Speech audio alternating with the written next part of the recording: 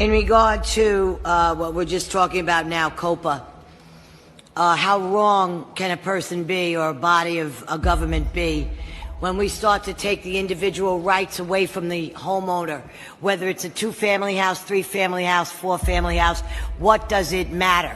The fact is the person owns the home. They have the right to sell the home to whomever they please. The idea that we have to consult with the building department and give a 6-month period of time for someone else to make an offer is absolutely outrageous. And to say it's government overreach is 100% true. This is absolutely maniacal. I do not understand how this body works when it comes to individual citizens of this city.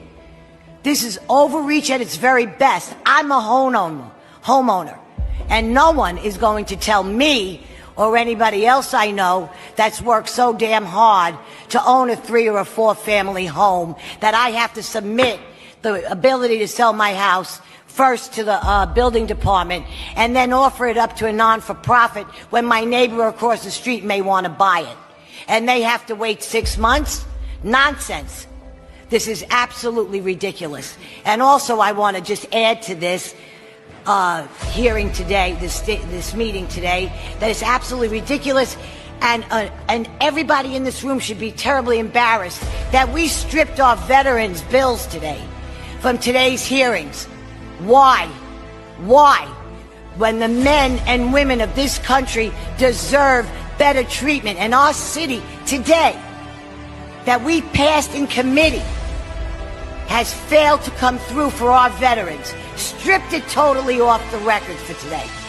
Absolutely ridiculous. Thank you very much, and shameful. Shame, shame on all of you.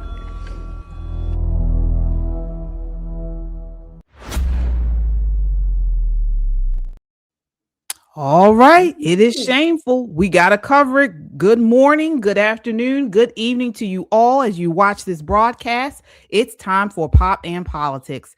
I'm KJ along with Nicole Bennett. How are you doing tonight, Nicole? Hey, everybody. Hey, KJ. All right. And Shelley is out tonight, folks, but she will be back hopefully tomorrow. All right. We have so much to talk about tonight. Before we light this fire, do your part, tap that thumbs up, smash that subscribe button, and turn on your notifications. We are live here on YouTube and Rumble tonight. We're on Rumble tonight live. If you're on the go, you can catch us on Apple Podcasts or Spotify under the name Pop and Politics. We love our chat. We shout out every super chat. So drop your thoughts, show your love, and join the conversation that the mainstream media wishes didn't exist. This is not just a podcast. This is a movement of God-fearing, truth-seeking, America-loving people that value freedom. Stand with us and subscribe so we can amplify this rallying call for freedom. All right, Nicole, let's set it off. Wow, that was crazy. For you all who don't know, she was talking about the COPA Act. Yes. This is the in New York City, just passed, and folks, this has effectively stacked the deck against homeowners and small landlords. It's handing government-favored nonprofits and tenant groups the first crack at buying private property before it can ever hit the open market. Okay, so the radical left has called this housing justice, but we call it what it is: government-sanctioned property theft wrapped in progressive buzzwords. Nicole, what are your thoughts on this new act? Listen, if you live in New York City and you own a home, shame on you. You should have been gone the day after this fool was elected.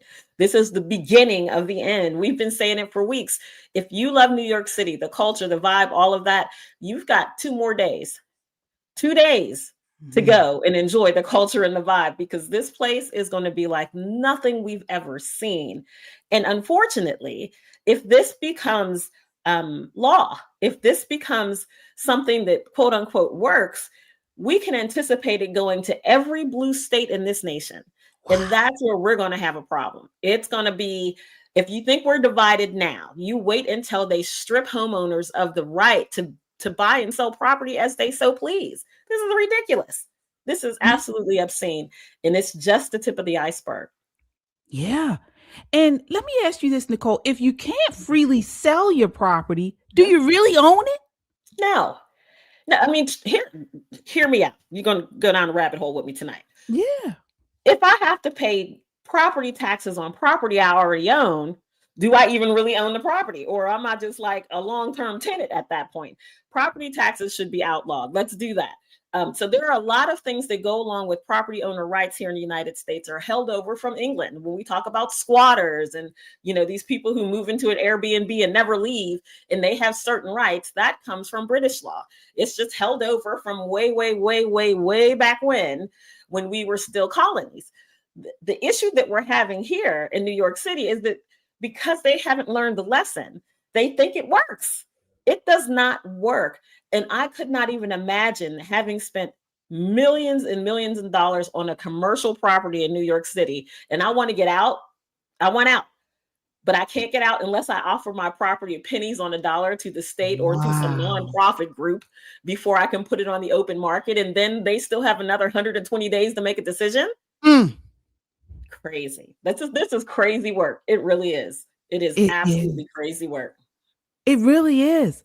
Folks, please sound off in the chat. Let us know what you think. Did you expect this? Did you know? Because we've been talking about the candidacy of Zohran Mamdani for months, right?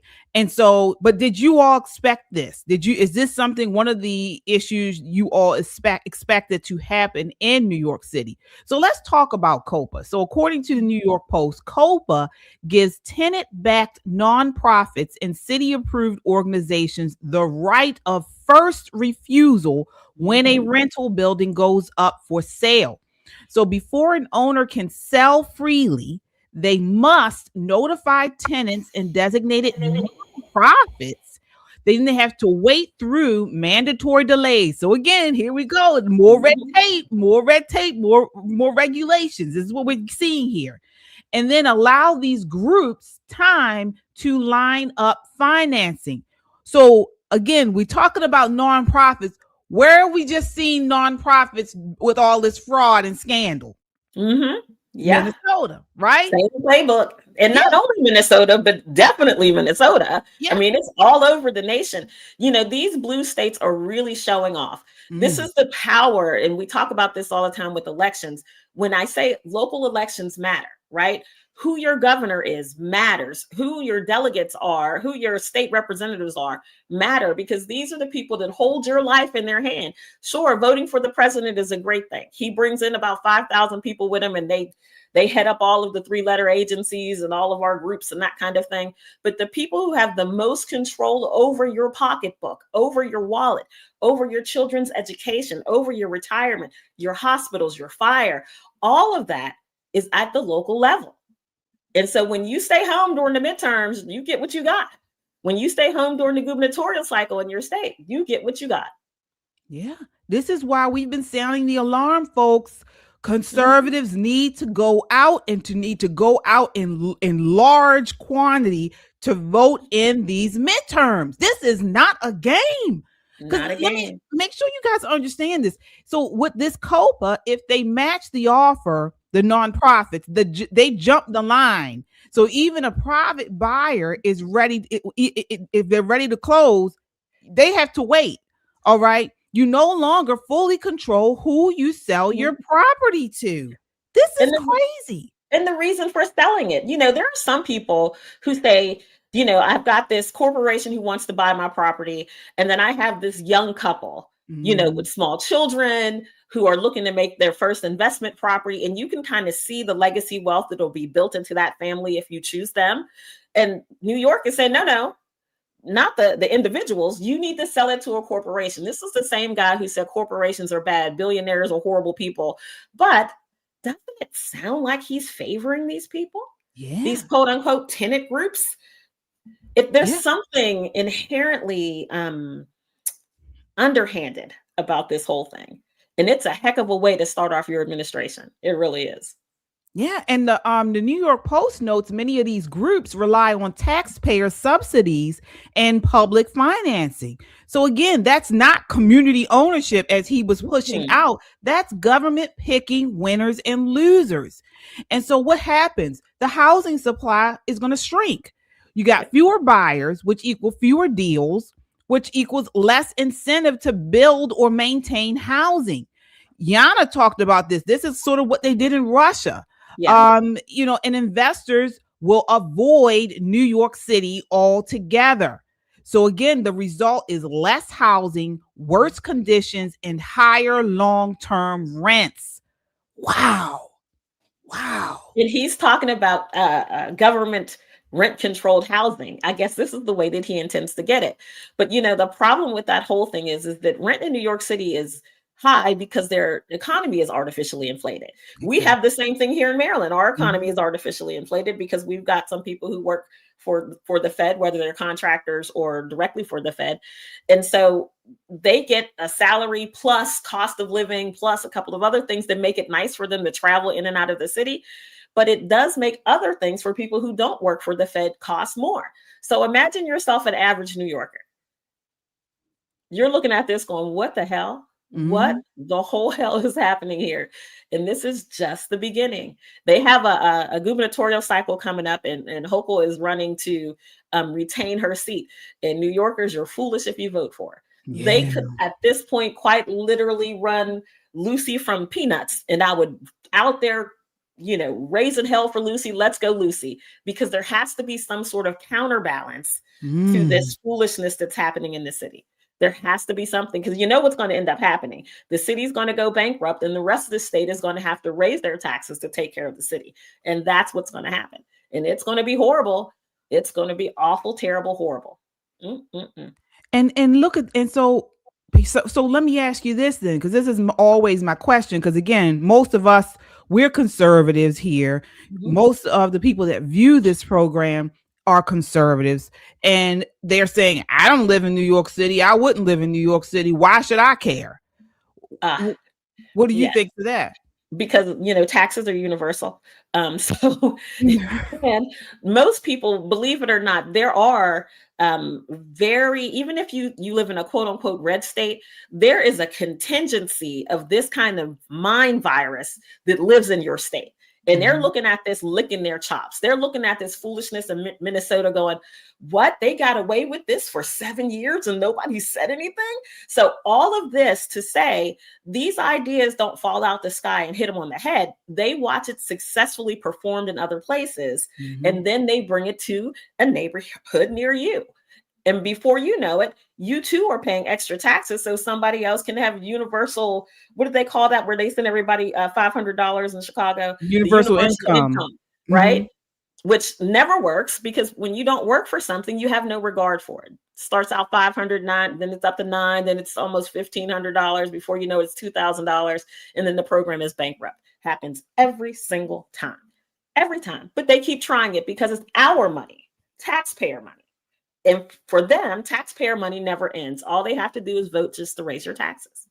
Yeah, you're absolutely right, Nicole. And another thing I would even say is, folks, these people who see this stuff happening in New York City, in all of these blue cities and blue states, the ones with money and means are moving, okay? But guess what?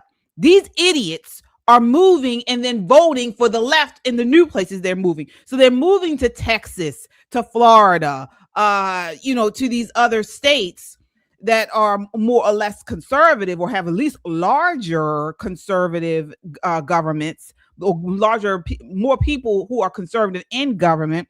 And then they end up changing those areas. So it does affect the entire country, folks. This is why, if you are conservative, you must vote in these midterms. You must, okay?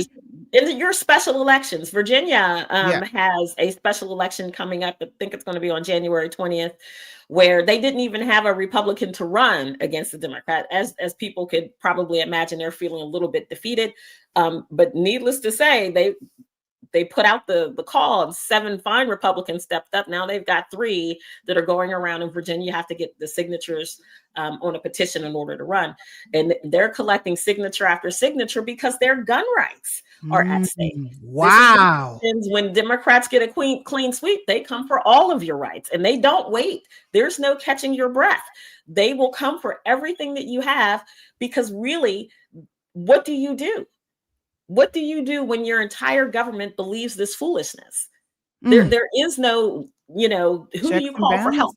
Right. Who do you call for help at that point? What you do is you call Mayflower. You put your shit on a truck and you move on to somewhere where people got a little bit of sense, and hope that the people that you bring with you aren't dumb enough to continue to vote for these stupid blue policies. They're dumb. I know several people who moved to Florida from Maryland, these liberals who had money, and they moved during COVID because we had so many restrictions here. Businesses closed, didn't open back up.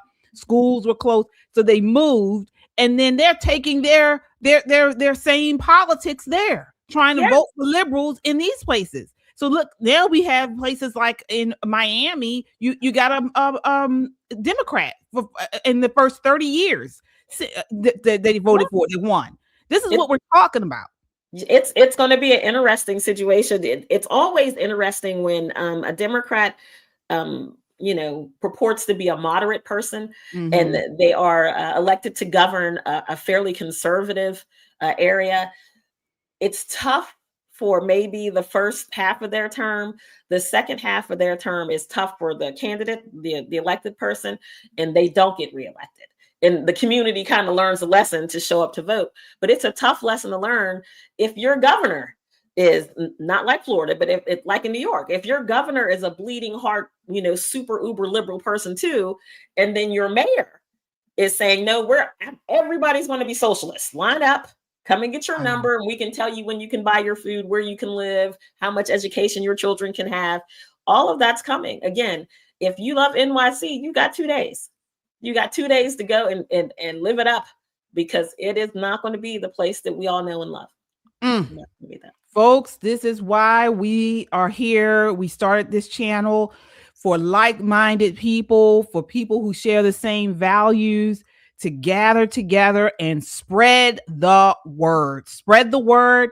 As you all come in, hit that like button. That helps to get this video out in front of a wider audience, and subscribe, folks.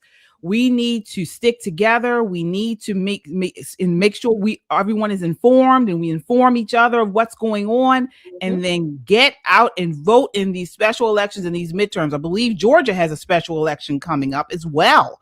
Yeah, we need around the country. Yeah, we need conservatives to come out and vote conservative, folks. We need it.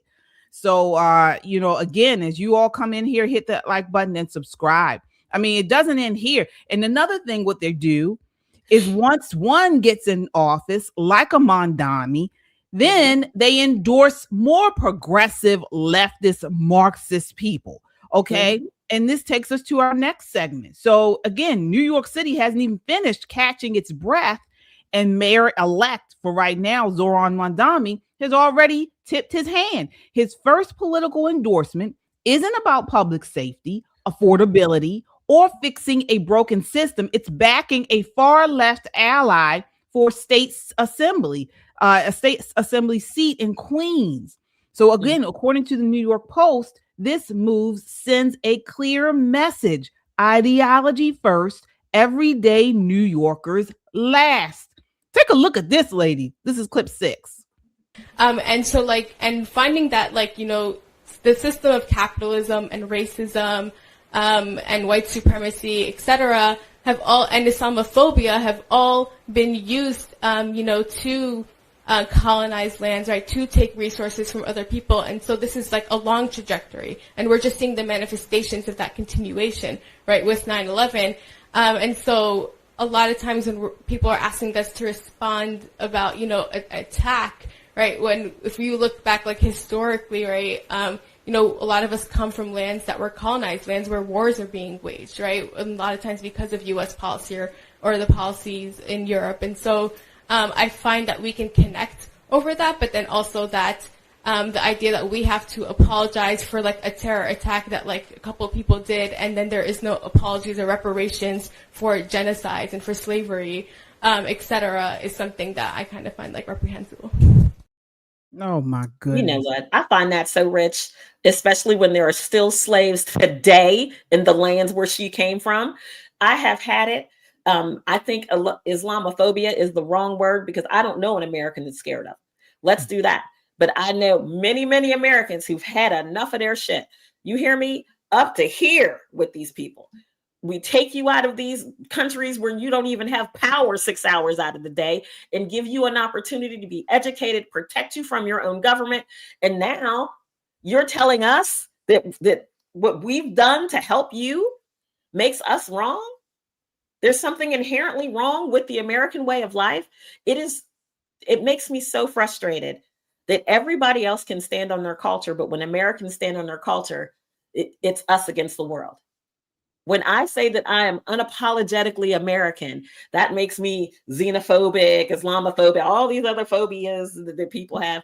I have had enough. And if it's me, and I'm a fairly, even killed kind of girl, if it's affecting me this way, imagine being a police officer or a firefighter or somebody who's duty bound to help these people when they'll spit in your face, dox you, go after your children. I have had enough. I have had enough. KJ, I might sign up to be an ICE officer. I might. Wow. I've had a damn enough. I'm ready to lock some folks up. I have had enough. Up to here.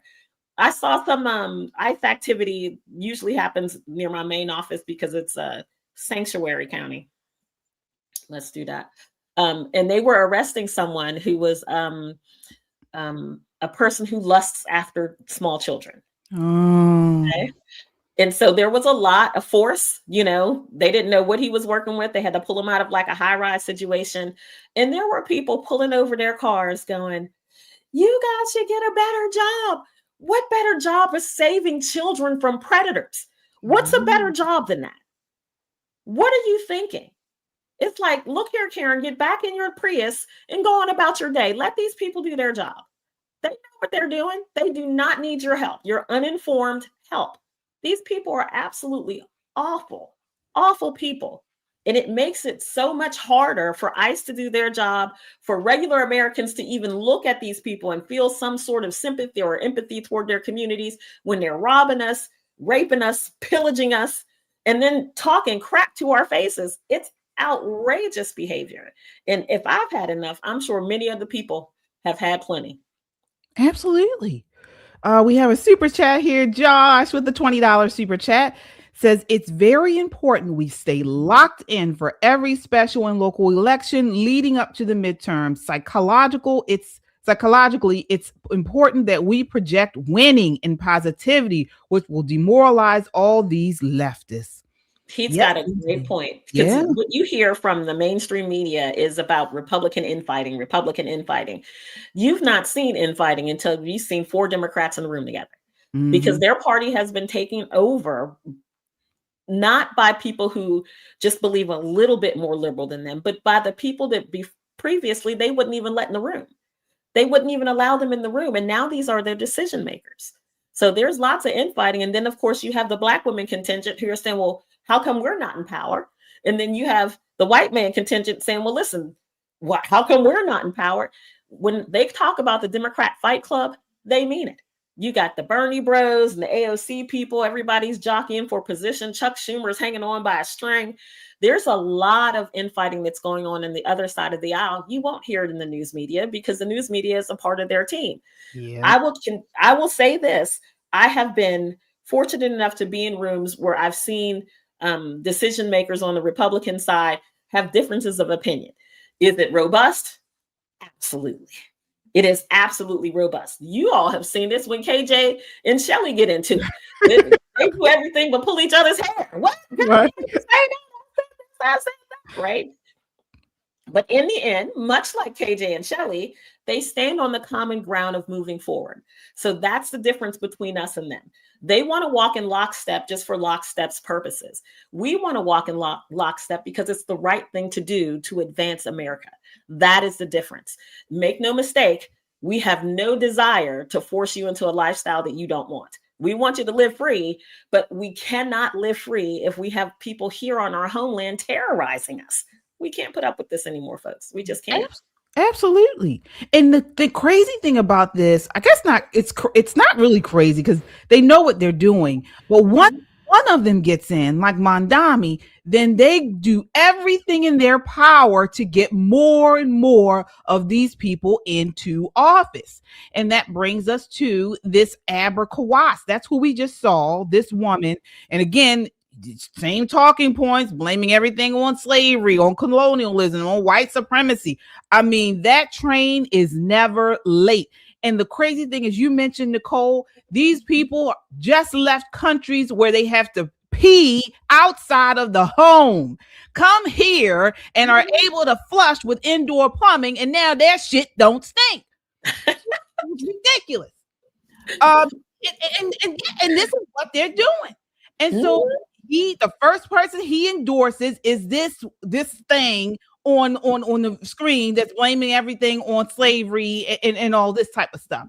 And so he's showing his hand. He intends to steer city politics towards this type of progressivism. So we saw him in the White House. That didn't mean anything. And so rather than a unifying message on public safety or something like that, he endorses the same activist wing that's pushed policies, these crazy leftist policies, housing shortages and quality of life issues. This is the type of policies that will result, or this is what will result in these types of policies. And so, folks, we have to get ready. We have to get ready, folks. We got to stay talking about this stuff.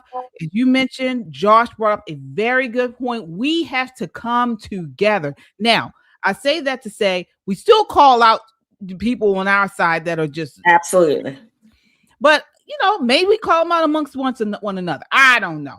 But we need to call these. We need to come together and put these people on blast. Talk about what they're doing.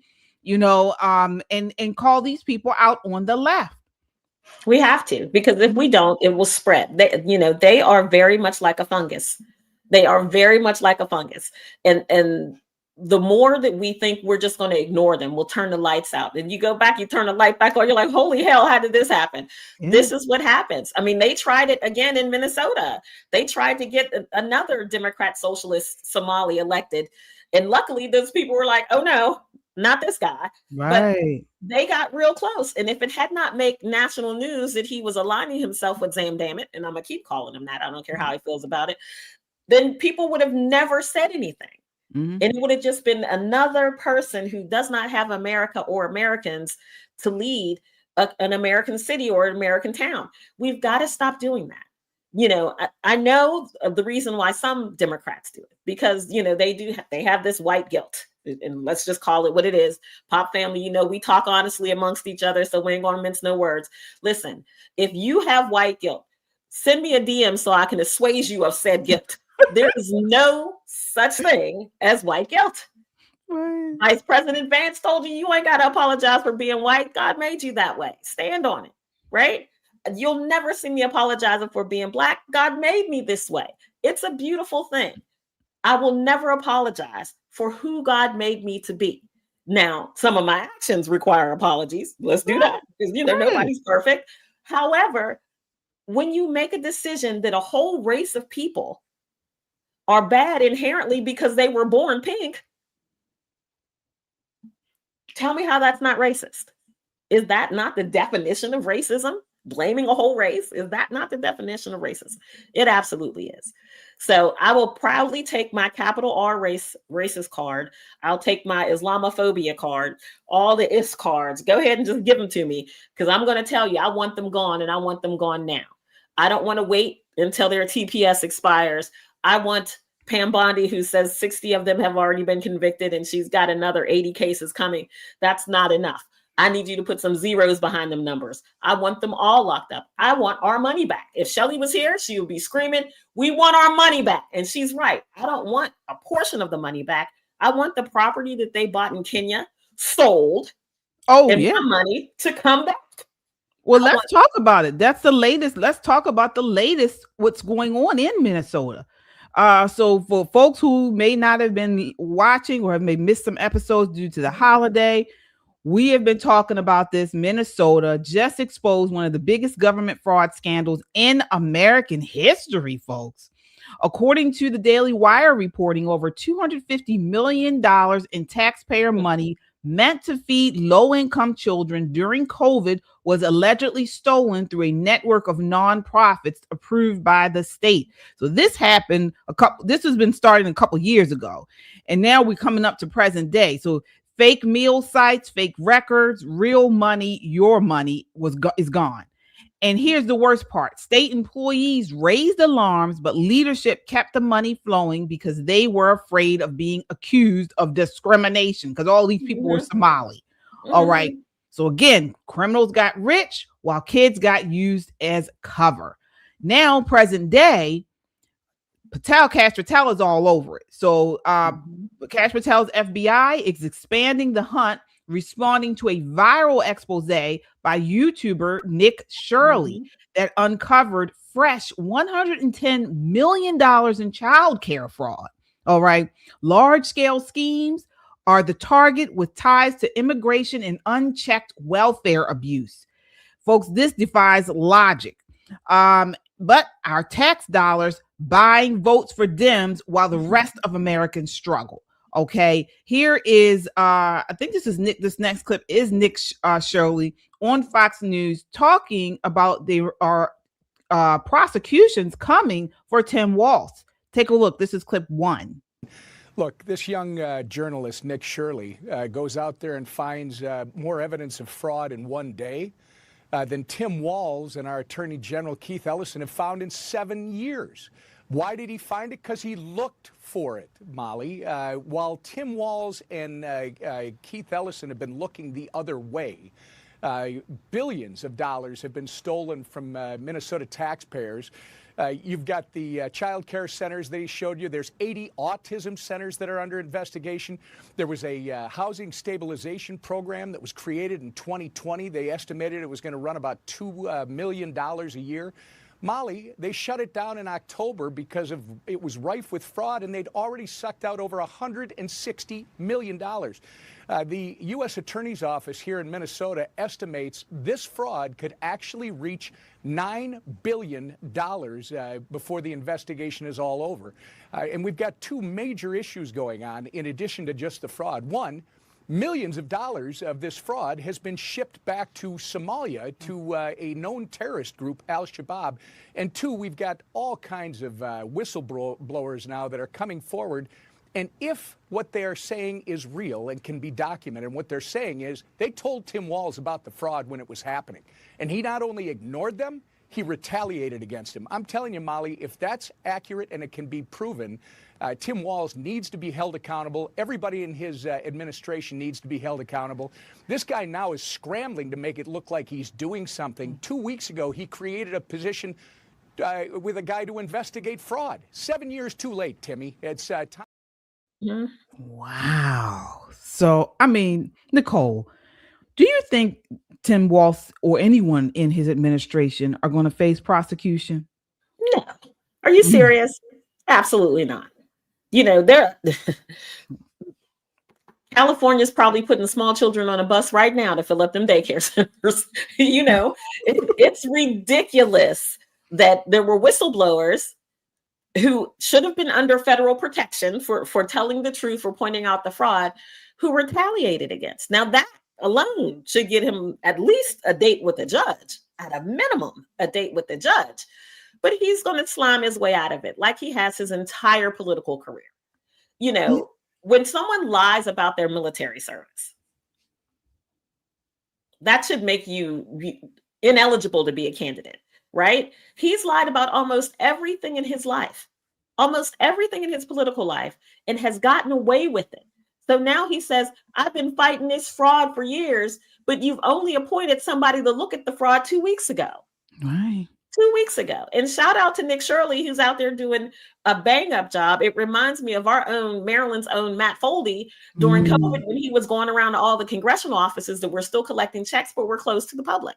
There's something about a citizen journalist that I don't know if it's because that they are right thinking, not necessarily right leaning, but they think clearly, they have common sense, that they outperform quote unquote legacy media journalists at very simple things. Very simple things. Nick wasn't out reinventing the wheel. He just went to the places that said that they got millions of dollars to watch children, and there are no children. Right. There are no children. But you know what, though? Just like someone said, if it had been a Republican administration, anything, the news would have been all over it. But now, where are the local reporters reporting on this stuff? They are not even here. Take a look at this next clip. This is clip 2.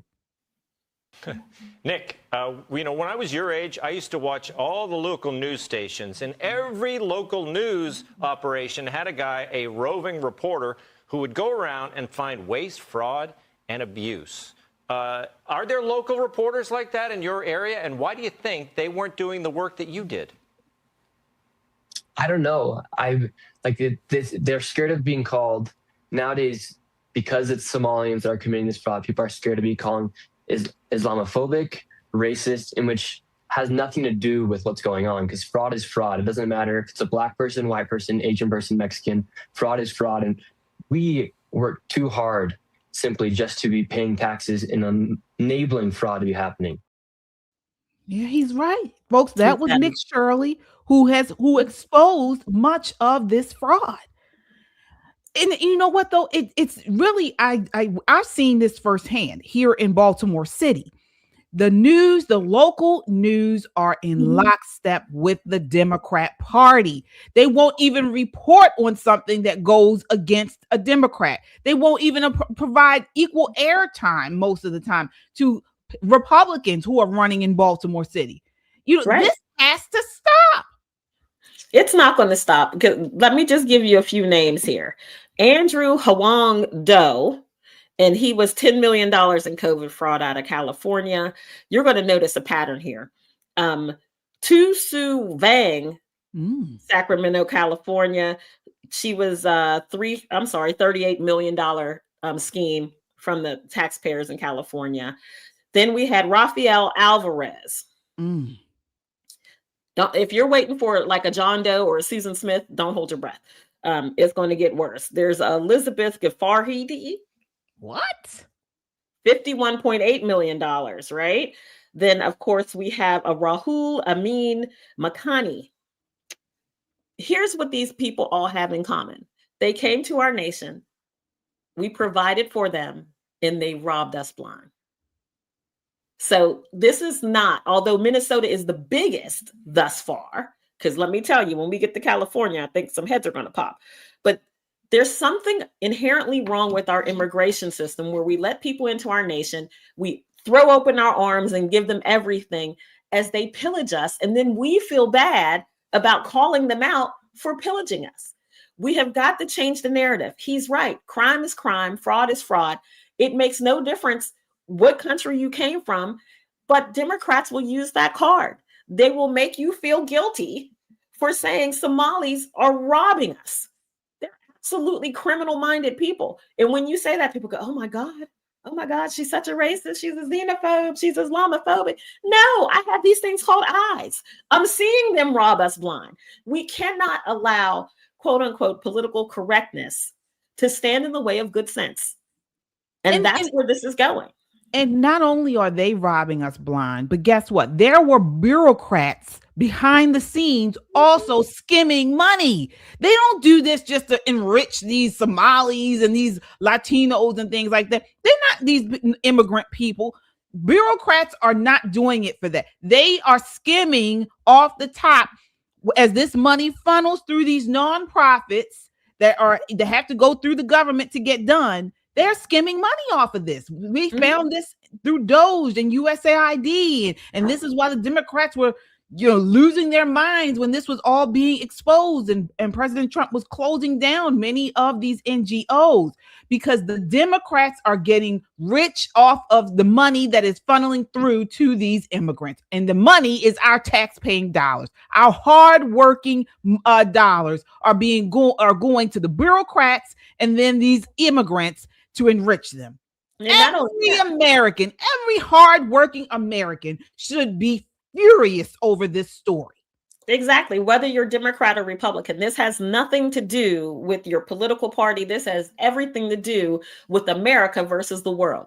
This is what they want. This is the smoke that they're asking for, because you'll hear them say time after time that America went around and colonized the world and we brought all this death and destruction to their little sand castles. Yes, so what? That was then, this is now. So you're here. We've educated you. We've fed you. We've made you into a much better human being. And now suddenly we're the bad guy. You know what we should do? We should take all of our money back. There should be all of the Pell Grants and everything else that they have been given, scholarships should be due and payable immediately, and then deport it. Sell all their assets and then deport them. Because guess what? These people hate us. They hate us, as you can see. About us. The Mamdani lady, they hate Americans. They hate everything Americans stand for. They believe they're owed something. Every person that starts off with colonialism, white supremacy, slavery, they believe they are owed this. So they do not feel sorry for defrauding our system. They believe this is their due. Okay, folks, we got to understand that. And so whether you are a Black American or white American, whatever, they hate us and they don't like what we stand for. Freedom, capitalism. They don't like it, and they believe it's theirs for the taking. And they're going to take until we start standing up against them. Do you remember when I told you during the election season that brown was the new black? I told everybody. And you remember when Black people used to say that, we were slaves and you owe us money. I shouldn't even say when they used to say it. They're saying it here in Maryland with their chest. They got a reparations bill, going through a special session right now, right? It's ridiculous to me. Well, I shouldn't say that. It worked kind of for Black people, but for brown people, it's working much better because they're counting on Black people to back them up, which is crazy to me because, Black people pay good taxes. We're giving more than our fair share in some cases. Raise your hand, Nicole Bennett, right? More than your fair share. Do I want it stolen? Do I want my money to fund Somalian pirates and whatnots? No, I don't want to buy one hijab. I don't want one nickel of the money I work so hard to earn to benefit this. I don't. And again, as a Christian person, it pains me to say that I want them gone, knowing that some of them are going to probably end up having significant issues with their government, right? When they get back. I'm over it. I'm over it. I mean, you can only rob somebody so long before they say, you know what, throw them under the jail. And that's where I am with them, but not an American jail. Send them all back home. And the ones who want to come back, we can entertain them via Zoom, right? From their home nation. An immigration judge can talk to them via Zoom like we did during COVID, because if Zoom works great for Americans seeking justice, it definitely works great for third world people seeking justice. Hear their case and we'll make a decision, but not from American soil. They need to go home. They need to go home. Send them home. The bank is closed. The bank is closed. And speaking of the bank, the Small Business Administration has dropped the hammer on the Somali fraud. SBA Administrator Kelly Loeffler, remember her? I think, wasn't she the one who ran in the special election in Georgia? Okay. Yep. Well, she was interviewed and said she is disgusted and sickened by Nick Shirley's expose of Somali small business fraud and is taking immediate action. This according to the New York Post. SBA is cutting off and clawing back all SBA grants to Minnesota effective immediately. She says this is due to Tim Walz's refusal to enforce laws governing small business and the governor's allowance and facilitation of fraud. She says she tells that the SBA was able to uncover $500 million of fraud within days of investigating Minnesota.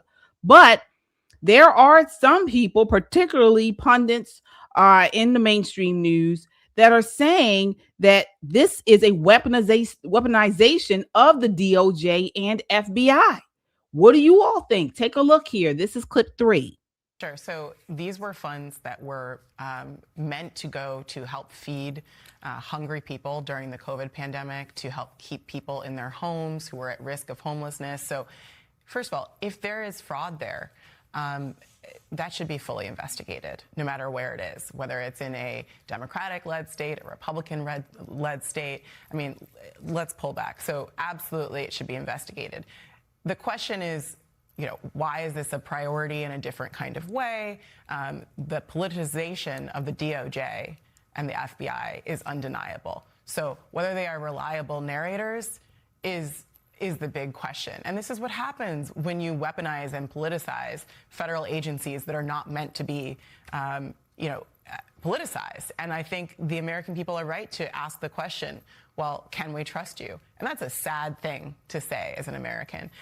Let's recall, too, that there's also other scandals in other states. For example, the Mississippi welfare scandal. And this is not unique to politics. Americans know that. But of course, the other factor here is that because it looks like the Somali population in Minnesota, the Somali immigrant population may have been involved in some way, those people are being scapegoated, and that community is being scapegoated in a way that certainly serves the far right.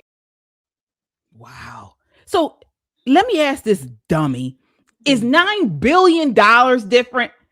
We haven't seen anything like this fraud in years, if ever. What is she talking about, Nicole?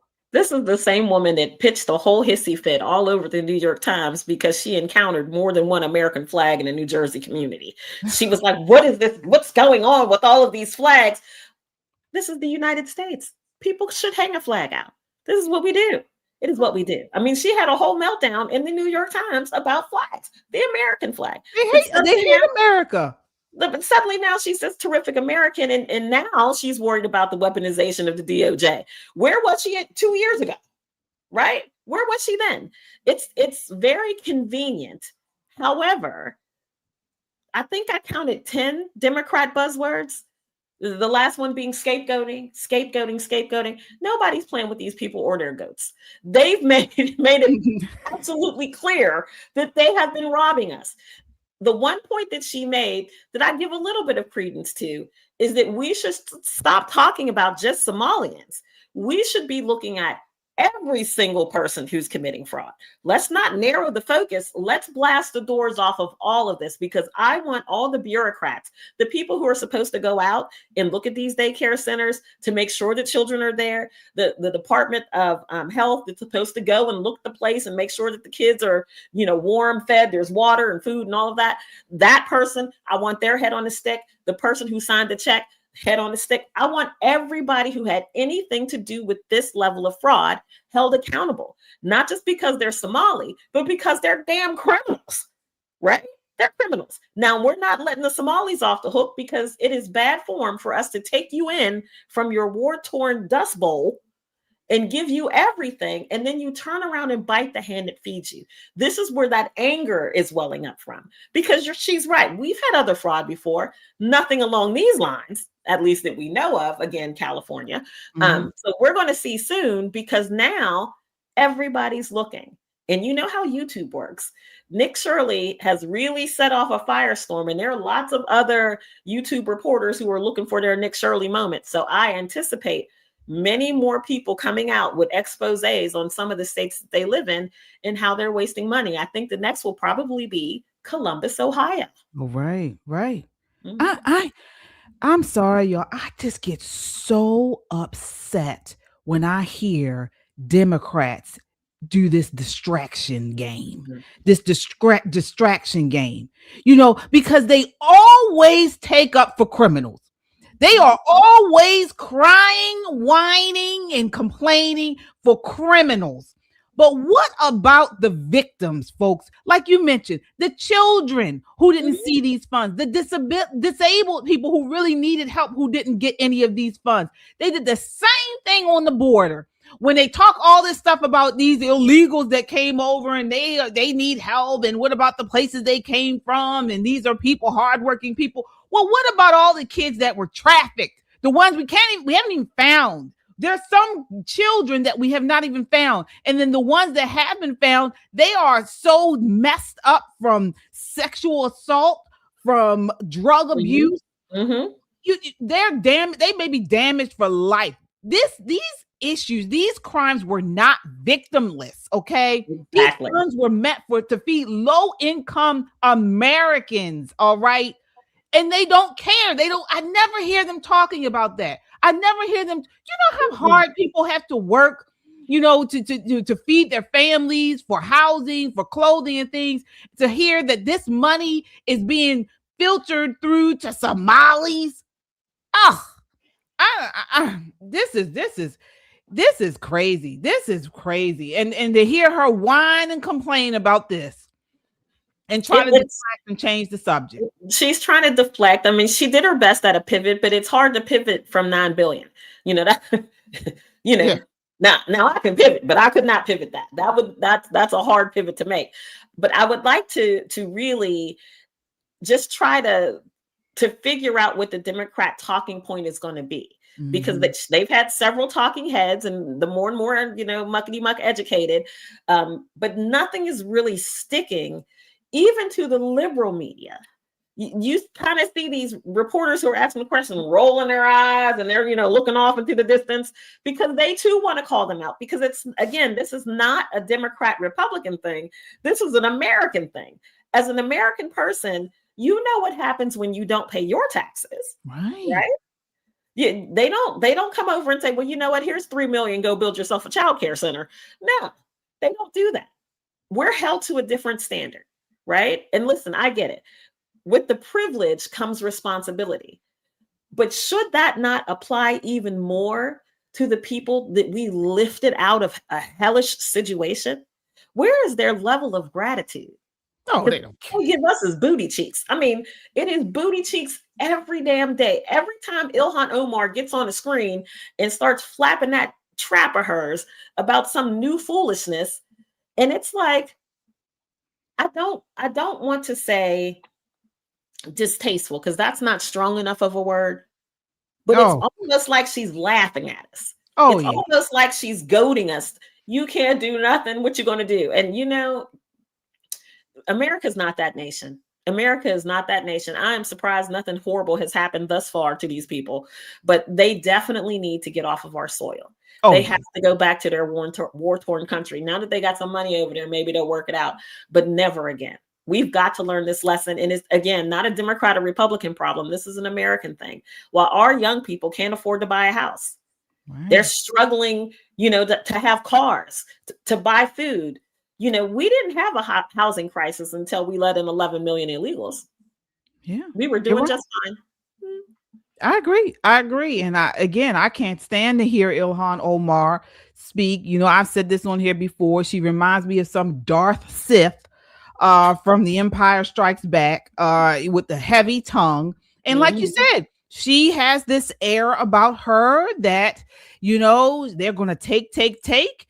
And she's going to continue to do it, and she's going to continue to aid it, and then send money to terrorist organizations. So what? The next terror attack we see would have been funded by these people. So this is another thing. It'll be funded by us.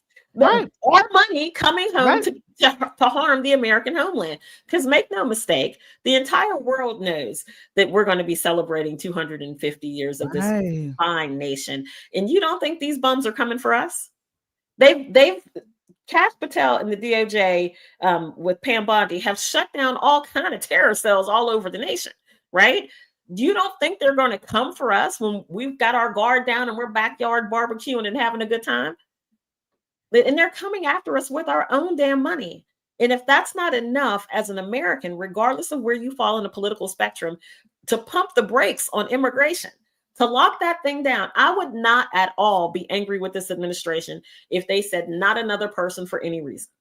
not one more soul for any reason. We need to sort out the folks we have here now.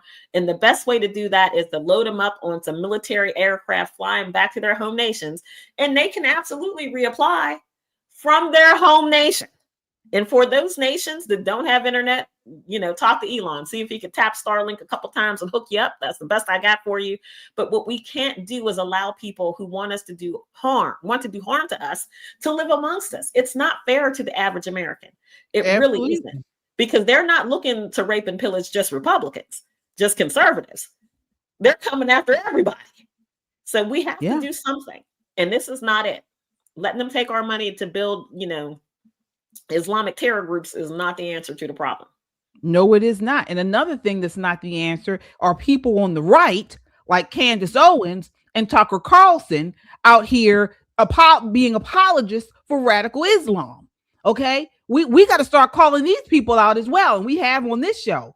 But we can't have people on our side, or so-called supposed to be on our side, out here making excuses. Candace Owens just put out on Twitter, what was it, yesterday or the day before? Why are we worrying about the Somalis? You have Tucker Carlson out here saying that radical Islam is not a threat. Tell that to the persecuted Nigerians and the persecuted Christians in India and even here. But goodness, here. Exactly. Here's the thing. If I got a Qatar check, I'd probably be shilling for him too. You see what I'm saying? He's got a new palatial estate that's coming up in Qatar. Again, I can't tell you guys enough about people who purport themselves to be thought leaders, and they're just here for the check. And I know as conservative people, it's hard for us to wrap our minds around that, but this is the reality that we live in. And again, this is family talking to family. I love people podcasters. You would be surprised at some of the foolishness I watch. There's a girl who grooms dogs. I really get a kick out of her because she's Canadian, right? But we watch all kinds of things. It doesn't make them a thought leader. It's just something that I find interesting. So we're going to have to put people in the right column. People who side with our enemies are not thought leaders for this nation. But it stings, Nicole. It does sting, because guess what? Do they understand what they're doing? Because guess what? Many of us here that are listening to this broadcast right now, we probably won't feel what's going on with this radical Islam, but our children and our grandchildren will.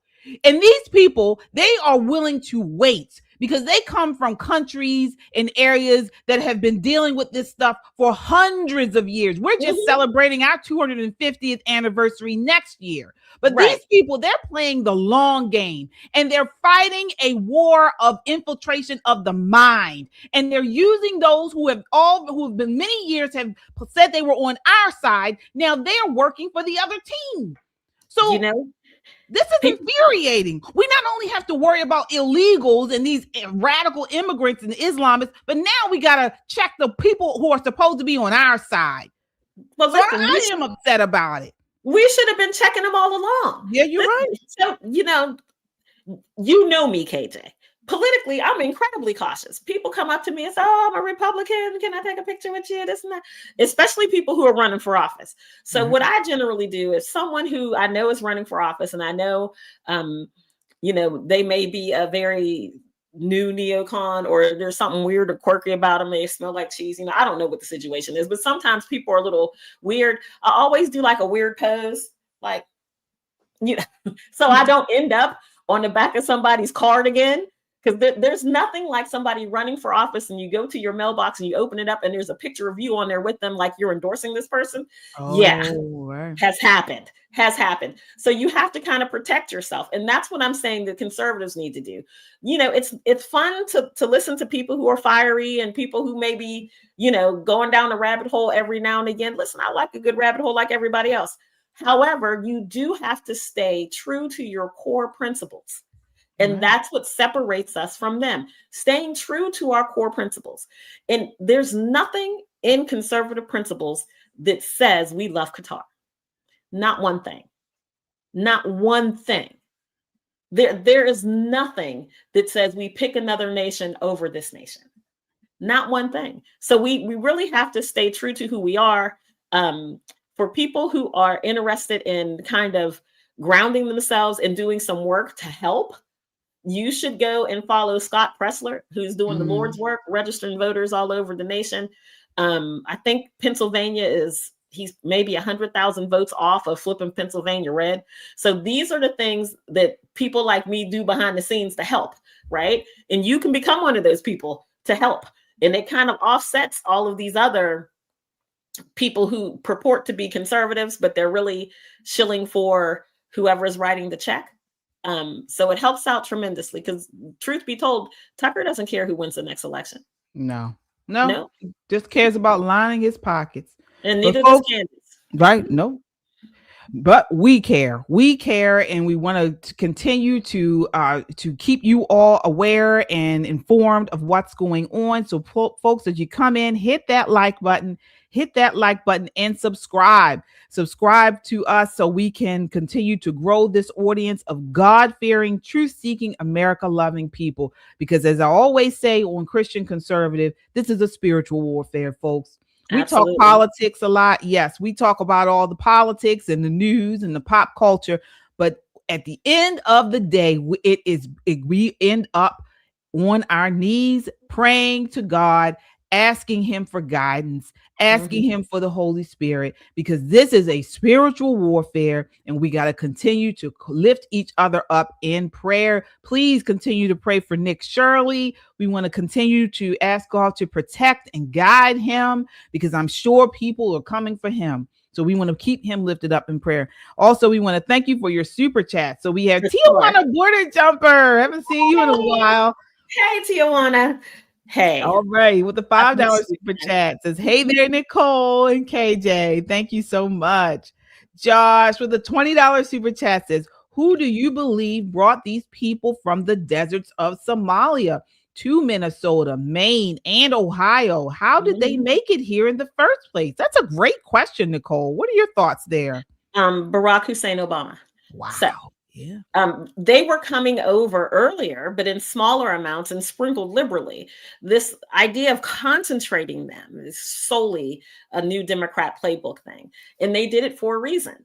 Because if you're in a third world country, heck, even a second world country, and you have the opportunity to come to the United States, and you're grateful, you're like, oh, we're coming to the United States. And they put you in a community, and in that community, you suddenly become a powerful voting bloc. So what happens to the regular people who live there? They move out because they don't want to live under Somali control. This is what you see happening in Dearborn. People are moving. This is like, listen, I don't want to hear that call to prayer. I'm packing my stuff and I'm getting the hell out of here. And that's reasonable and very much an American thing to do. If it's not working out in one particular place, you pack up your stuff and move to somewhere else. But when the government, our own government, continues to move them into certain areas as a block, there's something inherently wrong about that. And this is why we were just talking about in New York City. It's not about helping people like Mamdani is doing with the housing in New York City. It's about control. They want to change the populace. They want to change the voting block in many of these areas. They are hoping that these people will eventually vote Democrat. And so they're moving these people into these areas to change the makeup, the culture, and the votes. They did the same thing in the Eastern Shore here. Is that right, Nicole? And the Eastern Shore is a conservative area. We got a bunch of Haitians. Yeah. But listen, here's the kickback on it. They had no idea that Haitian people, generally speaking, are conservative. So, surprise on them. But their TPS is expired. I think the judge gave them until the end of January or February before they're absolutely deportable. So we're going to see, and you guys know I keep that calendar of these temporary protective schedules that are going to expire. And when they expire, the people who came under that particular immigration status will be deportable. There's no reason for you to temporarily be here in the United States. You can go back to your home nation. The United States government, of course, is very, very generous with taxpayer money. And have been offering prior to December $1,000 if you go back to your home nation, and then they would give you $1,000 so you can start again, do that kind of thing. Now they are giving $3,000 to go. Okay. To self-deport.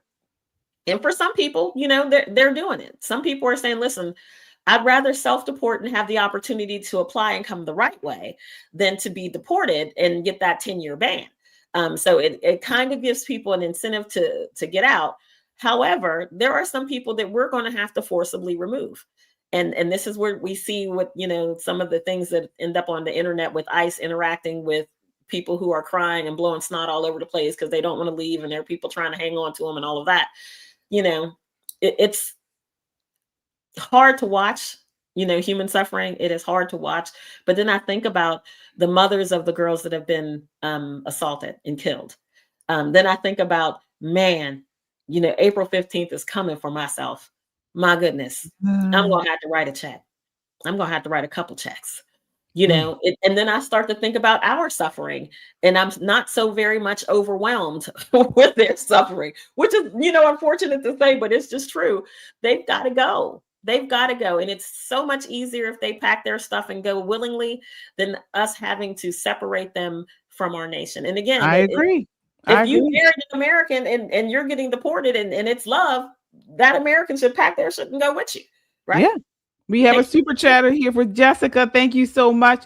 Says, take all Minnesota government and every Somali's assets and bank accounts.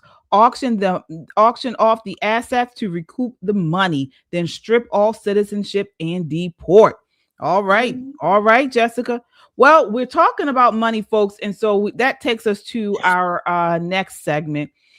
Folks, you're not going to believe this. You are not going to believe this.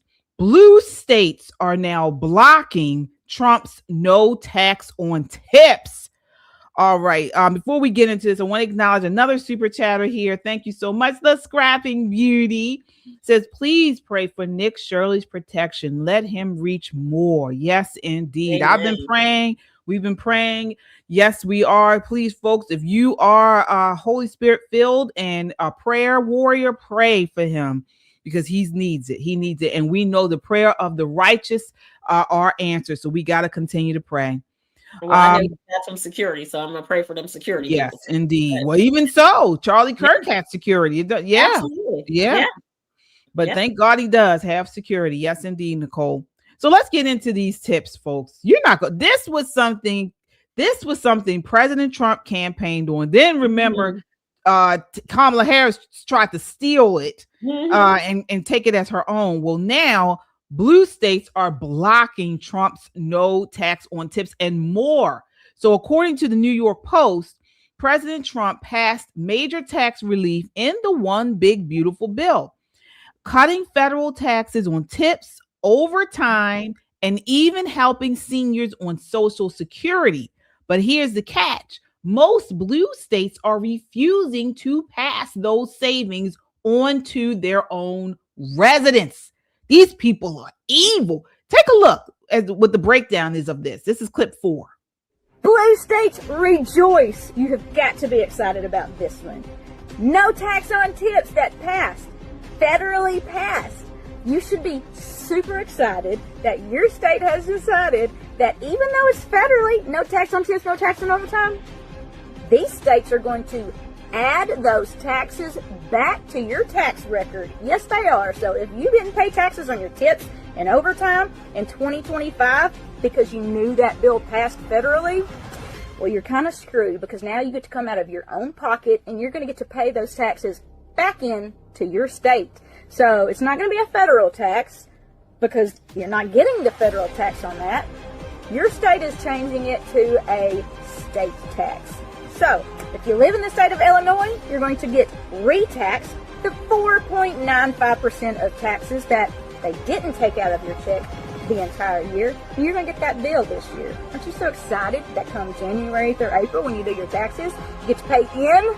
Yeah.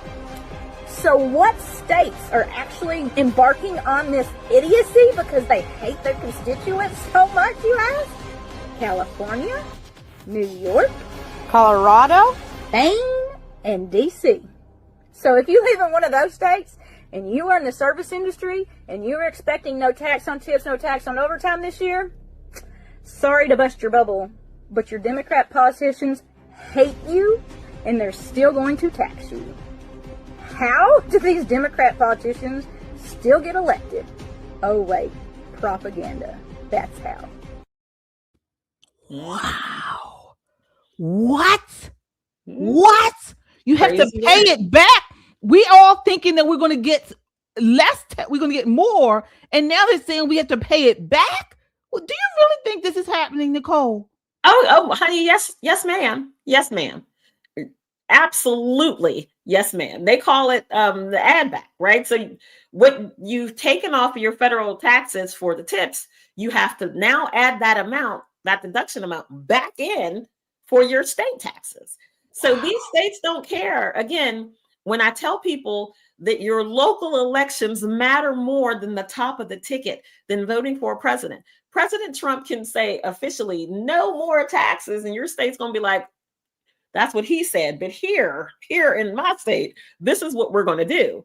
It is ridiculous, but it's coming. And KJ, hold on to your hat, girlfriend. It could come for us. Oh, I know that. Oh, that's what I was about to say. This is just the states that are saying they're doing it now. But you know, if you have a Democrat governor, you don't hold your breath. They're coming for you too. They're coming. Yep.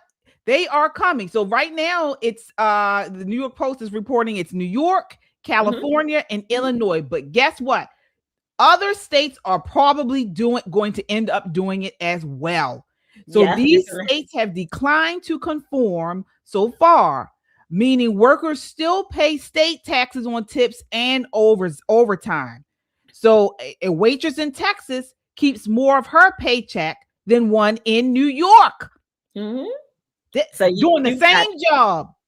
Colorado, Maine, and DC already doing the same thing. Already doing the same thing. So it's going to be a very interesting time to see how much these blue voters can tolerate. How much? Because this is not a story that's going to go away. You know, you're right. No tax on tips was a great thing that Trump came up with, right? So good that Kamala tried to co-opt it and it didn't work. But she tried her best to co-opt it because it was very popular. And now you have these blue states saying, not so fast, not so fast. We want our money. And in a state like ours, where they taxed everything, you know, January starts the new tire tax.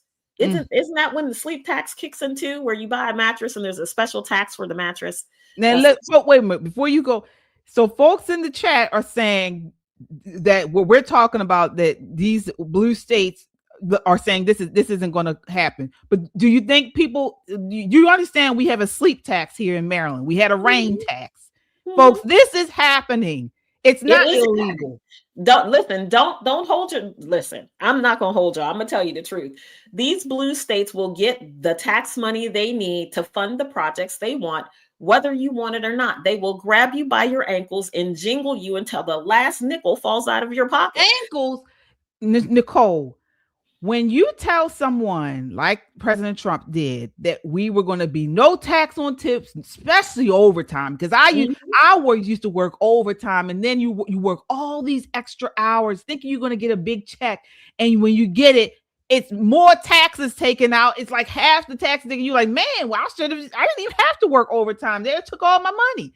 So I was actually excited about this, and to now say that these blue state governors are declining to do this. This is like grabbing the balls. Yeah, I don't even have balls. Okay, this is like somebody grabbing the testicles of a man and pulling it down as hard as you can. Okay, this is what this is. This and Treasury Secretary Scott Bessent, he accused these states of acting like Ebenezer Scrooge by deliberately blocking relief. It's grinchy. It's definitely grinchy. It's giving Grinch, make no mistake. But it also gives the level of petty. Again, I need to know from a political point of view, what will be their breaking point? You know, the slaughter of our children, the molestation of our children, they're good with that. The killing of babies, no problem. But generally speaking, most Americans, when you start hitting them too hard in a pocketbook, you end up like a blue state like Maryland with a governor like Larry Hogan. That's how we got the Republican governor, because the governor before him wanted to tax the rain. You heard me right. The drops that come out the sky to water, they wanted to tax the rain. Make no mistake. A bunch of us wrote letters that said, listen, just turn my stuff off. I live close to the river. I'll go down and get me some water if I need it. I'm not doing this with you. We got umbrellas that said, do not tax the rain. This is how we elected a Republican governor in this very blue state, because at that point, Democrats were saying, if you'll tax the rain, what's next? The air? You're going to tax my words? Am I going to get a per word charge? No, what we're going to get is a gas tax, and you're going to pay per mile over your assigned mile. We've got a sleep tax. You have to pay extra for a mattress. We're going to have service level taxes. So if you go get your nails done, your hair done, you got to pay extra taxes on that. We have a tire tax. It's per tire, a tire tax. Right. So when you see Marylanders rolling around on rims, you know what happened. It is ridiculous here. Yeah. This is what blue states do. They don't solve financial difficulty by spending less. They just assume that you can give more. And when you say, oh, we can't, there's nothing else to get from us, they figure out a way to get it from you. Again, grab you by your ankles and jangle you, or like KJ say, give your balls a good squeeze. This is the way blue states work. It's unfortunate, but I want to see how much Democrats can take. I really pray that we have enough reasonable, sane people that will say no, because I know people personally. I actually was talking about this to people. I have family members who they say, oh, I'll pay more. I'll do this. I'll do that. You know, there are, it's almost like, you know, a new mother who is nursing, which we call breastfeeding. And initially when you start it hurts really bad. And this is how these Democrats, these TDS Democrats, they don't mind the pain. They will actually, the nipple starts to get used to the baby suckling, and it gets tougher. And so this is how some of these TDS Democrats are. They're nipples that just continue to toughen up, and they want to take all that pain of these Democrat politicians as much as they can get. This is how they are, and they don't care, because they are so blinded by TDS, and they believe that them getting more pain, you know, being bludgeoned and having to put out more taxes and things, is sticking it to Donald Trump. This is what they believe. They do. They believe the more pain they're in, the more liberal they are. Yes, their bona fides, right? That's their street cred. Oh, you know, I survived the rain tax in Maryland, and the tire tax, and the sleep tax. You know, we have so many taxes here that it's even hard to keep up. It's hard to catch your breath from tax after tax. And then people say, well, why do you live there? Because Maryland's a beautiful state. We got everything. We got mountains, we got beaches, you know, we got the ocean, we got a beautiful, beautiful bay, but it's hard. It's hard to live here, knowing that they're not going to stop spending. They're just not. We can't give ground. This is what I want conservatives to understand, it's particularly ones that are living in red states. Folks, you need us here, because if we continue to concede, then they're going to start coming to the red states. This is what they are going to do. Believe me, I know people who are doing this. And so we have to stand our ground. We cannot concede. We have to push. We have to push back. We have to try to get people elected into office that are fiscal conservatives, that are Christian conservatives. We got to continue. We can't concede, because the more we concede, particularly, there are some areas in Maryland that are red, but they're far and few between. But because people are moving from these leftist areas to the red areas because they're better governed. So they're safer. They are they're very safe. Yes, much safer. And you know, that's happening to my beloved Eastern Shore, where you're seeing, you know, I call it the Annapolis drip. They're starting to, but they don't go too low on the shore, because you know it's still kind of rough and ready. Right. Yeah. But they'll go like Queen Anne's, you know, Talbot. They'll go there, and they think they're doing something. And we've had just the one Republican congressman for a while now, where Maryland used to be a 4 Democrat, 4 Republican state. We're 7-1. now, and Andy Harris being the one sole Republican that represents the Eastern Shore, right? Having this woman who is a rabid Montgomery County Democrat come after him almost every single term with more and more money. They're pouring more and more money into this race, trying to break up one of the strongholds of the Republican Party in this state.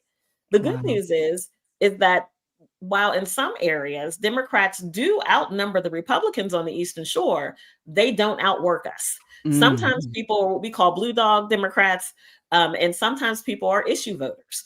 And so we find that issue, we press that button, and we, ask them to follow the community standards and vote in the way that keeps the shore safe, that keeps the shore prosperous. So that's been, we've been very lucky thus far. The same thing with upstate. Western Maryland is a very red place, very close to West Virginia, the Pennsylvania line, but it's just the stuff in the middle that kills us. Yeah. We have some super chatters here, folks. Thank you all so much. Let's see here. All right. We have Christine with the $5 super chat. Says, not sure if you discussed Republican Rep Elise Stefanik pulling a Marjorie Taylor Greene, dropping the governor election and leaving Congress. New York is doomed. So she left Congress too? Yeah, she's wiping her hands. Wonder what happened. She was like one of President Trump's biggest advocates. But she didn't have it, and I ain't in it. Let me just ask, because is it the same as Marjorie Taylor Greene? Because I haven't heard. It's all in the same ilk. So let's say this: when people want to bump up and they want to run for things, you can absolutely run. I mean, there's nothing that prohibits you from running. It just makes it much easier if you have certain endorsements, if you have certain organizations behind you that are going to help you bankroll and fund these campaigns. But when you don't, it makes it harder. Running for an election, a governor could cost you 30, 40, maybe even $50 million, right? So you got to get that money from somewhere. So someone big should endorse you. That way the money comes pouring in. So let's say someone like President Trump says, I endorse KJ for governor of the state of Maryland. People from all over the country are going to donate to your campaign because you're Trump endorsed. But if you're running and you don't have that endorsement, you could pull a Wesley Hunt. You can make them work for it. And Wesley Hunt has done that. Wesley Hunt has, jumped into that primary and did his doggone thing. I'm looking for him to win it, to be honest with you. But not everybody has the fighting spirit as Wesley Hunt. He's a West Point grad and an Apache pilot and all that. Some people need endorsements. Marjorie Taylor Greene, Elise Stefanik, and they did not get the endorsement. And so what do? You feel some kind of way and you take your toys and you go home. And so is this going to, so she, because She's done. She's done. Wow. She's finished. So does this leave us short in Congress again? Is this another seat that we've lost? She's going to finish her term, but she's not going to seek any re-election or anything like that. I see. Feelings get hard over 30 million. You know what I mean? Right. Feelings get hard over $10. Let's do that. But so you can only imagine what it's like from both sides of that. But again, my name is Ben and I ain't in it. Right. Well, and I'm surprised Trump didn't endorse her because she was part of his team, right? Wasn't she part of his initially? She was going to have some place on his team, I thought. Oh wow. Well, do you know if there's anybody else running? Is somebody else in? Yeah, there are other Republicans who would very much like to challenge Kathy Hochul. So, yeah, yep. Oh wow! So maybe there was somebody else. Trump may have preferred someone else over her. I can't say yes or no, but what I can say is that I really liked Elise Stefanik, and I still like her. And maybe she'll change her mind. Maybe she'll decide to run again at a later date, and she's a talented legislator. So I liked her too. I really did. I thought she was sharp during the Supreme Court hearings. During the there were several issues that I thought she was in the hearing. She was really good on. So she's a dynamite legislator. yeah. But for some people, and KJ, you know this as someone who's been on a central committee and in leadership, sometimes there's this theory of waiting your turn. And younger Republicans especially don't like that. They don't want to wait their turn. They want to run now. And that was a big thing what people were saying with Wes Hunt. Cornyn's been in there 24 years. And Wes Hunt is like, it's time for a change. It's time for a change. And people are like, calm down, just wait your turn. And that sometimes that works and sometimes it doesn't. Because again, anybody can run. You pay your $40, $50 and do what you need to do. But it's much easier when you're endorsed, especially if you've endorsed other people.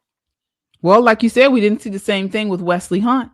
He's still, he seems to be doing his own thing, but he is. Yeah, we will see, folks. We have a super chat here. Kung Fu CJ. Hey, Kung Fu.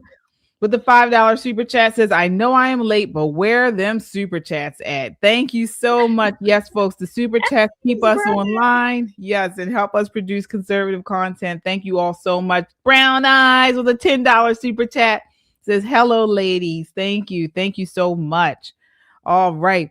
Well, that does it for us tonight, folks. We will be back for one more episode before the end of the year. That is tomorrow night at 9 p.m. You can catch us right here on Pop and Politics. We're going to count down some of the biggest issues of 2025 and what are we going to do about them in 2026. So it's going to be a great episode. Please come on in, watch with us tomorrow night at 9 p.m. Eastern Standard Time right here on Pop and Politics. All right. So final thoughts, Nicole, before we bow out tonight. Listen, I'll be so glad when this year is over. I'm telling you right now, I can't complain because the Lord woke me up every day thus far, right? And for me, that's all it takes. Just let me put my feet on the floor and I'm going to give the world all the energy it needs. But this has been an exhausting year. Life comes at you fast, and then the Trump administration, and they're coming at you even faster, and all of this stuff, and all these things that are happening. I just ask everybody, if you can, just take a breath, go out, like Shelley says, and touch some grass, walk around, talk to your neighbors, so we don't get ourselves lost in all of this crazy that's happening right now. You hear this all the time. There's fraud over here. There's death and destruction and, car accidents and all this stuff going around. Sometimes it's just good to put it all behind us, take a few minutes and put your feet on the ground and catch your breath. And that's where I personally find myself at.